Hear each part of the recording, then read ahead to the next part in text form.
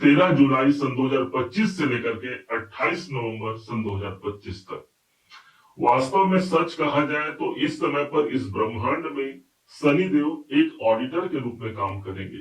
एक ऐसा ऑडिट इस समय पर होने जा रहा है जो पूर्व समय पर हमने क्या किया और उसके माध्यम से अभी सबसे ज्यादा सर्वाधिक मजबूती से हमको रिजल्ट मिलने जा रहा है।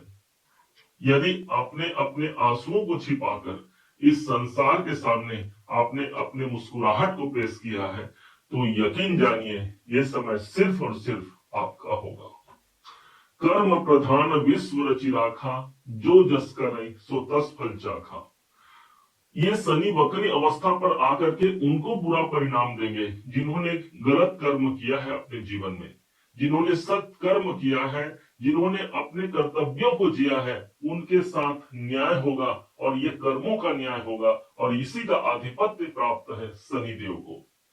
ये जो न्याय चक्र का जो समय होगा वो तकरीबन 4 महीने 15 दिनों का होगा और इस दरमियान शनिदेव बड़ा फैसला लेंगे।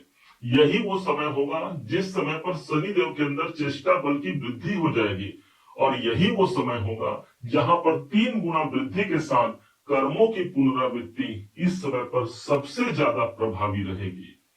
क्या और कैसे क्या फल निकल करके आएगा, अब बड़े ध्यान से इस वीडियो को समझिएगा।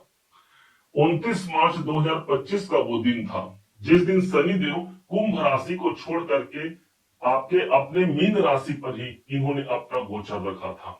यही वो राशि है जो अब से लेकर के पूरे 2.5 साल तक सारा संसार एक ही बात बोलेगा कि शनिदेव मीन राशि पर व्याप्त है। 29 मार्च से आपने सुना भी होगा, आपने देखा भी होगा। अब ये 7.5 का दूसरा चरण भी हो गया और 2025 में ये पहली बार है जब शनिदेव अपना ऑडिट करने आ रहे हैं। प्रत्येक वर्ष साल में एक बार शनिदेव वक्री जरूर होते हैं और ये वक्री अवस्था पर अभी रहेंगे 4.5 महीना 15 दिन का समय होगा, जहां पर फल के रूप में हमको प्राप्त होगा। सबसे पहले कैरियर की पुष्टि होने जा रही है। कर्म क्षेत्र पर बड़े उन्नति के दौर को यदि हम चाह रहे हैं तो इससे सुनहरा कोई अवसर नहीं होगा। शनिदेव स्वयं कर्म के स्वामी हैं और हमारे स्वयं अपने राशि पर विद्यमान है। इनकी दशम दृष्टि कहीं और नहीं, सिर्फ और सिर्फ कैरियर के भाव पर पड़ रही है। शनिदेव के इस प्रभाव से एक बात समझना होगा, शनिदेव हमारे कर्म है और हमारे अपने शरीर पर बैठे हैं। जो लग्न होता है हमारा शरीर होता है, इसलिए अपने स्वास्थ्य पर ध्यान देते हुए हमको अपने फिजिकल एक्टिविटीज को बढ़ा देना होगा। योग, व्यायाम, प्राणायाम या वॉकिंग करना, ये हमारे प्रत्येक दिवस के दिनचर्या में हमको संलग्न करना होगा। आज ही नहीं, जब तक शनिदेव यहाँ पर व्याप्त रहेंगे। यकीन मानिए शनिदेव कर्म के स्वामी है। हमने अपने शरीर को कर्म में लगा दिया, अर्थात शनिदेव की प्रसन्नता को हमने प्राप्त कर लिया। शनिदेव के पास जो वक्र दृष्टि का प्रभाव आएगा वो तीसरे घर पर आएगा और ये स्थान आपके कॉन्फिडेंस में वृद्धि करने वाला होगा।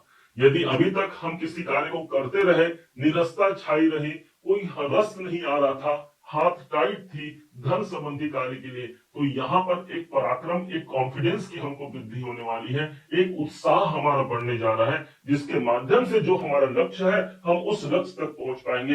ये शनिदेव का पहला वरदान होता है। शनिदेव के पास अब दूसरी दृष्टि जो होती है वो इनकी 7वीं दृष्टि है।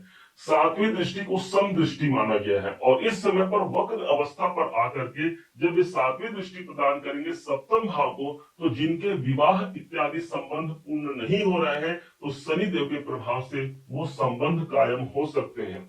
ये जो कुंडली है, ये जो गोचर जो कुंडली है, ये आपकी है मीन राशि की, लेकिन इसका पॉजिटिव प्रभाव आपके पार्टनर को मिलने जा रहा है, आपके जीवन साथी या जीवन संगिनी को मिलने जा रहा है।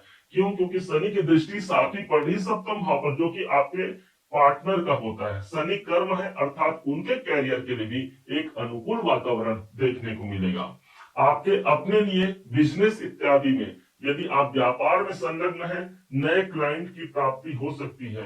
शनि देव के पास इस समय पर चेष्टा बल की वृद्धि रहेगी, अर्थात नए क्लाइंट की वृद्धि हो सकती है। कोई नया बिजनेस, नए व्यापार की ओर आप काम कर रहे हैं, या अभी अभी आपने व्यापार ओपन किया है और उसमें कोई रस नहीं आ रहा है, कुछ मजबूती नहीं आ रही है, तो ये समय देखिएगा 4 महीने 15 दिनों तक कोई नया क्लाइंट, नया अवसर हमको जरूर प्राप्त होता है।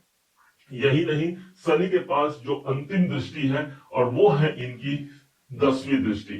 काल पुरुष की कुंडली में शनि 10वें भाव के स्वामी है और स्वयं इस समय पर मीन राशि पर उपस्थित होकर के इनकी 10वीं दृष्टि कैरियर के भाव पर ही पड़ रही है। द्विगोचर सिद्धांत के अनुसार जिस घर पर शनि और गुरु की दृष्टि पड़ जाए वो घर जागृत हो जाता है। इस हिसाब से देखा जाए तो आज देव गुरु बृहस्पति आप 3 नंबर पर चल रहे हैं, मतलब ठीक चतुर्थ भाव पर चल रहे हैं। इनकी 7वीं दृष्टि पड़ रही है 10वें घर पर और शनि की भी 10वीं दृष्टि पड़ रही है 10वें घर पर। इसलिए कैरियर में सबसे बड़े उन्नति का यही वातावरण रहेगा, यही समय रहेगा जहां पर हम अपने कैरियर को एक अच्छे लेवल तक ले जा सकते हैं, काम की शुरुआत कर सकते हैं। आपने कोई कार्य पहले किया था, पुनरावृत्ति का समय हमने कहा था ना, तो शनि इस समय पर वही ऑडिट कर रहे हैं, वही पुनरावृत्ति का समय है। कोई कार्य आपने पहले किया था, किसी कारण से वहां हमारा काम नहीं बना, या किसी कारण से हमारे कोई कमी के कारण भी, या सामने वाले की कमी के कारण हम वहां पर टिक नहीं पाए, तो यहाँ फिर से वहां से कॉल आ सकता है, वहां फिर से आपको जुड़ने का एक अवसर मिल सकता है। ये शनि के वक्रत्व दृष्टि का प्रभाव है जो 10वें भाव पर सबसे ज्यादा मजबूती से रहेगा। यही वो समय होगा जहां पर शनि अपने वक्रत्व प्रभाव से एक घर पीछे का प्रभाव भी देंगे। वक्री अवस्था पर है, इसलिए 12वें घर का भी प्रभाव देंगे। धन खर्च की अधिकता बढ़ सकती है, इस बात को ध्यान रखिएगा। धन हमारे पास है तो उसे संचित करना है या फिर कहीं निवेश करने के लिए सबसे अच्छा समय है। 12वां घर हमारे खर्चे का होता है और 12वां घर ही हमारे निवेश का होता है। इसलिए हमको अपने पास कम धन रखना है, या तो घर में रख दीजिए, बैंक में रख दीजिए, या उसे निवेशित कर लीजिए। अगले 4 महीना 15 दिन तक इन्वेस्टमेंट का एक अच्छा अवसर हमको प्राप्त होता है। यदि आप विदेश में रहते हैं, शनिदेव का प्रभाव 12वें घर पर भी आ रहा है, विदेश संबंधी कोई कार्य बन सकते हैं, वहां से जुड़े हुए कोई पॉजिटिव इवेंट चाह रहे हैं, वहां से जुड़े हुए कोई सकारात्मक परिणाम चाह रहे हैं, शनिदेव के वक्रत्व अवस्था से 12वां घर भी हमारा सबसे ज्यादा प्रभावी होगा। 2 ही चीज आपको ध्यान रखना है, एक धन खर्च की अधिकता और अपने सेहत का। इस धन खर्च की अधिकता का मतलब ये हो गया 12वां घर हमारे दान का होता है, तो जब हम शनि की सामग्रियों को दान कर दें, अर्थात जो नेगेटिव खर्च होने हैं वो नहीं होंगे। तो किसी भी शनिवार के दिन आप शनि की सामग्रियां जो होती है, काले तिल हो गए, काले उड़द हो गए, या सरसों का तेल हो गया, या किसी शनि मंदिर में इसे दान किया जा सकता है। ध्यान दीजिएगा, यही वो समय होगा जहां पर आपके अपने ऊपर 3 गुना ज्यादा प्रभाव मिलने जा रहा है। इस पे काम जो बनेगा या जो प्रेशर हमारे अंदर आएगा वो 3 गुना ज्यादा आने वाला है। इसलिए सावन महीने के शुरुआत 11 तारीख से हो जाएगा और 13 तारीख को शनिदेव वक्री हो रहे हैं। महादेव भोलेनाथ के शिवलिंग पर जल अर्पण करना मत भूलिएगा, विशेष तौर पर शनिवार और सोमवार के दिन। कर पाए तो पूरे दिवस कीजिए, नहीं तो ये 2 दिन मत भूलिएगा। जो जल आप भगवान भोलेनाथ पर चढ़ा रहे हैं उस पर कुछ तिल के दाने मिला दीजिए और काले तिल, और इससे आप अभिषेक कीजिए नमः शिवाय के मंत्रों के संग। इससे देवाधिदेव महादेव की कृपा तो हमको मिल ही गई, साथ ही साथ शनि के शुभ प्रभाव को हम आत्मसात करके अपने जीवन में एक अच्छे कैरियर की शुरुआत, एक अच्छे कैरियर की प्राप्ति को आत्मसात कर पाते हैं।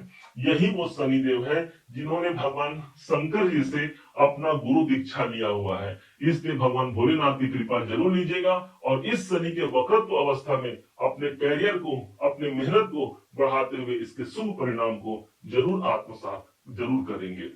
उम्मीद है आप सबने इसे समझा है, आप सबने इसे जाना है। यदि आपने इसे समझा है, जाना है, मेरे समझाने का प्रयास यदि आपको सार्थक लगा हो, मेरे समझाने का तरीका यदि आपको सार्थक लगा हो, तो हर बार की भांति इस बार भी अपना प्यार भरा लाइक और कमेंट करना कभी मत भूलिएगा। और हाँ, यदि अभी तक आपने चैनल को सब्सक्राइब नहीं किया है, सब्सक्राइब जरूर कीजिएगा।